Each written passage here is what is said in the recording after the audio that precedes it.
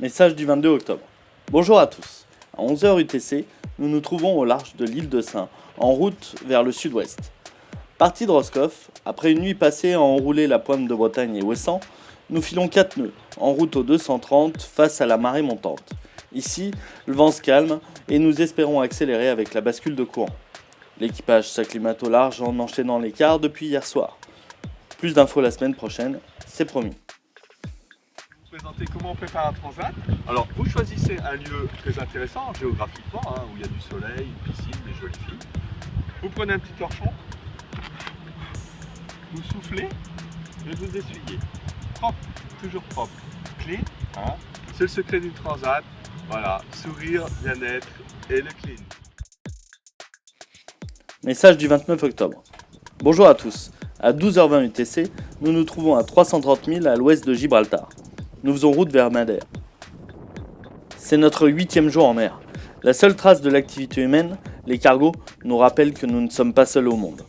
Nous avons croisé des tortues de mer, vu le souffle des baleines et rencontré la houle d'Atlantique dont les pentes ne donnent pas envie d'être montées à vélo. La descente au large de l'Espagne et du Portugal s'est comptée en grains et déferlante. Et depuis 24 heures, nous profitons enfin du sud et de sa chaleur. La succession des quarts rythme notre vie à bord. 4 heures de quart pour 6 heures de repos. Celui qui peut dormir de minuit à 6 heures est chanceux, moins celui qu'on lève à 2 heures. Tout le monde y passe. Nos journées durent 20 heures et notre montre affiche encore l'heure d'été. La pêche n'a encore rien donné, mais nous avons commencé à produire notre pain. Chacun de nous pourra vous contacter d'ici notre arrivée à Madère, samedi ou dimanche prochain. Bonne fin de semaine à tous, à jeudi prochain. Tous les soucis, les amours qui durent toujours, c'est la leçon de la marine et de... Message du 4 novembre. Bonjour à tous. Après une courte escale à Madère, nous avons repris notre route pour l'ultime étape de cette première partie de la Transat. Parti à 17h UTC, auprès d'Andy Nœud, nous croisons sur notre tribord 2 cargos et un dauphin. Nous laissons les îles désertes du sud de Madère sur bâbord et nous nous enfonçons dans une nuit calme et étoilée, notre récompense après tant de nuits âpres lors de la précédente étape. Francis se lance dans la préparation du repas, du jambon zingara. Le vent est tombé et nous marchons au moteur et à l'eau plate. Nous prévoyons d'arriver demain soir à Tenerife. Bonne journée à tous. Bonjour à tous, toujours dans la suite de notre préparation de transat, vous avez bien compris. Nous vous conseillons ce petit shop qui, pour vos grandes aventures, vous fourniront tout et rien. C'est juste en face d'un musée de la guerre espagnole qui ressemble beaucoup à notre armée française. Voilà. Donc vous y trouverez tout ce que vous avez besoin ou pas. A bientôt pour une nouvelle préparation transat. Message du 12 novembre. Bonjour à tous. Nous partons. Après quelques péripéties mécaniques, tout est prêt. En route pour le sud, pour le grand voyage. Enfin. Nous laisserons l'île de La Gomera et d'Hierro dans notre nord et filerons vers le sud-ouest. Bonne journée à tous. Message du 19 novembre. Bonjour à tous. À quai à Tenerife pendant plus de 4 jours afin de réviser notre moteur, l'attente du départ commençait à être pesante tant la marina de Santa Cruz ne pousse pas à prolonger l'escale. De leur côté, les équipiers purent à loisir découvrir le marché et le supermarché local, dont la visite s'avère indispensable pour la transat.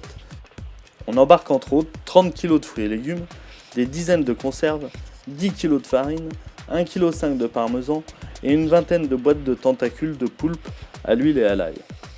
Une fois les amarres larguées, c'est une affaire d'estomac, le remplir à l'heure et essayer de tout garder. Et à ce jeu-là, certains s'en sortent mieux que d'autres. Il faut dire que le départ des Canaries se fait dans un vent soutenu et une mer formée. Une première bonite viendra saluer notre départ, servie le soir même marinée et accompagnée d'aubergines braisées. Très vite, le rythme s'installe. Salade, pêche, soleil, spi, droite de hauteur, méridienne, sieste et grande toilette à l'eau de mer. Les premiers jours, l'absence de vent mine le capitaine, son équipage et leurs réserves de pétrole. À portée de radio de Zanzibar, qui est parti avec les cales pleines pour 2 tours du monde, nous organisons un ravitaillement gasoil permettant de dormir sur toutes nos oreilles. L'équipe de consultants du bord nous assure plus de 6 heures de moteur par jour si nécessaire.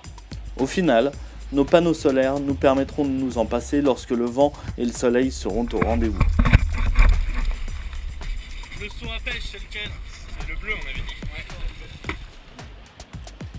Alors que Zanzibar déclare avoir pêché la plus grosse dorade coryphène jamais remontée d'une mémoire d'homme, nous ne faisons que perdre nos lignes sur des touches qui doivent être monstrueuses. Je n'ose imaginer la bête qui a coupé net un câble d'acier et emporté un leurre de 30 cm. Il faudra attendre mercredi, hier, pour remonter notre première dorade.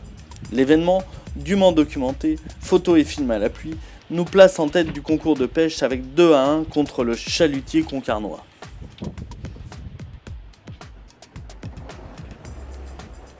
Toutes nos journées s'organisent selon le même rythme. À 8h, le café est servi avec le lever du soleil et des tartines de pain maison. Nous renvoyons un peu de toile que nous avons réduit de nuit pour la qualité du sommeil des équipiers de repos. L'atelier de couture se met en route, et ce après avoir couvert nos grands hublots d'un pare-soleil. Le sextant fait sa première sortie. Le cambusier du jour nous sert notre repas, avant une sieste à l'ombre pour les chanceux et le quart brûlant pour celui qui va barrer sous le midi solaire. À 16h vient l'heure du pain, du briefing collectif et vers 18h, avec le coucher du soleil, l'apéro suivi du repas. Nous nous couchons tôt sur Renamara.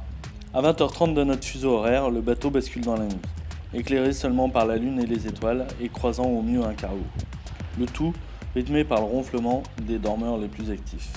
À 7h, Gaël coule, Dipat se réveille, Augustin barre, Bernard chante, Constance sieste, et pour ma part, je vous souhaite une bonne journée. Message du 26 novembre. Bonjour à tous. Nous revoilà voguant vers la Martinique promise. Elle s'approche de plus en plus. Nous devrions arriver mercredi ou jeudi si le vent reste avec nous. Encore une bonne semaine en mer, et pas des moindres, sachant que nos réserves de nourriture se composent essentiellement de pâtes, de riz, de patates et d'oignons, et de faillons en boîte. Ajoutez la chaleur, ici c'est la foire gastronomique des plats d'hiver des terroirs, délocalisée au Sahara. Côté navigation, cela fait une bonne semaine que nous suivons la route directe vers la Martinique. Le vent pile poil dans le dos. La grand voile a été ramenée et nous naviguons avec les voiles d'avant en ciseaux. Très efficace, cette méthode nous assure vitesse, une moindre usure du matériel et le minimum d'éloignement par rapport à la route directe. Si ce n'est pour vérifier et entretenir le matériel, les manœuvres sont rares. Cette nuit, nous avons changé d'heure pour la seconde fois depuis le début de la grande traversée. UT-2 heures, 3 heures de décalage par rapport à la France. Nous nous calons par rapport au soleil afin qu'il se lève entre 7 et 8 heures du matin. C'est un des moments les plus agréables de la journée. Le réveil des équipiers s'allonge pour sa part jusqu'à midi. Il n'est pas rare que certains, de quart plutôt matinal, ne se lancent dans une première sieste dès le matin. 12 heures, les statistiques paraissent. Le nombre de milles parcourus depuis 24 heures, un jour, une heure d'arrivée probable, qui battra le record de Gaël avec 12 nœuds 2 dans un surf. C'est aussi le moment de récupérer la météo. Du vent d'est en continu, les alizés, réguliers entre 15 et 25 nœuds, du beau temps, quelques nuages, certains inoffensifs, d'autres amenant un peu de pluie et du vent.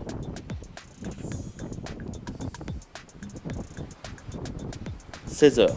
L'heure de la prise de fonction du cambusier débute avec la préparation du pain. Depuis le début du voyage, nous produisons notre pain quotidien. Tout le monde s'y est attelé et chaque jour nous fabriquons de quoi manger notre stock de fromage. 6h moins le quart, l'heure de l'apéritif obligatoire. C'est le début des agapes vespérales, où nous profitons à la fois des autres, d'un verre et des entrées qui annoncent un plat lourd et hivernal. 19h45. Ce qui reste de la ligne de traîne est remonté à la nuit, le bas de ligne généralement arraché par on ne sait quel monstre marin. Il ne vaut mieux pas savoir. Déjà, le chef de bord rejoint sa couchette et les équipiers de repos font de même. Seuls les équipiers de quart s'ébouent librement sur le bateau qui enfin est à eux seuls. La nuit prend alors place et seuls les grains viennent troubler la quiétude enfin fraîche de ce moment unique dans les alizés. Depuis 8 jours, nous sommes accompagnés par la lune, notre lanterne qui était pleine la nuit dernière. Bonne semaine à tous. Message du 2 décembre. Bonjour à tous.